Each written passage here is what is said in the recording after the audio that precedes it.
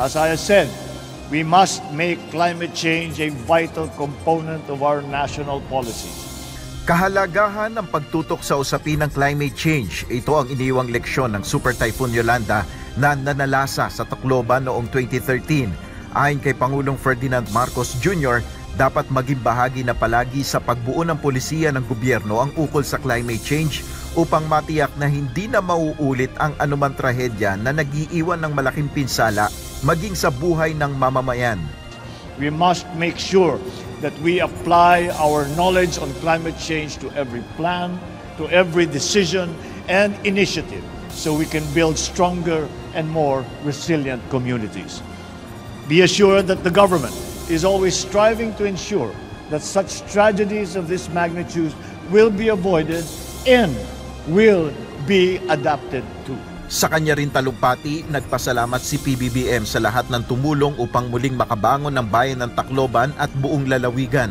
Sinabi pa ng Pangulo na ang super typhoon na ito ay isang malinaw na senyales ng epekto ng climate change na kailangang paghandaan at agapan. Ayon kay Tacloban City Mayor Alfred Romualdez, malaki na rin ang ipinagbago ng kanilang syudad mula nang mag-iwan ng malaking pinsala ang Yolanda, isang dekada na ang nakalilipas. In the 10 years, that fateful day, Tacloban has recovered. We have built back a better and stronger city and community. Pinamamadali naman ng Pangulo sa mga kinaukulang ahensya ang pamamahagi ng tulong tulad ng pabahay para sa Yolanda survivors. We have engaged the Department of Human Settlements and Urban Development and the National Housing Authority to accelerate the provision of housing units and land titles to our beneficiaries.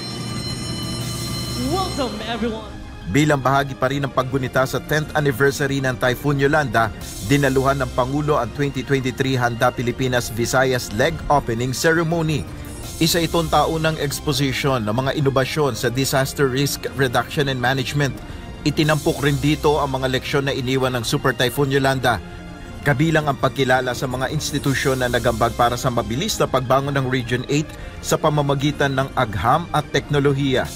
Nel Maribuhok, UNTV News and Rescue, Diyos ang aming sandigan, serbisyo publiko ang aming pinahalagahan.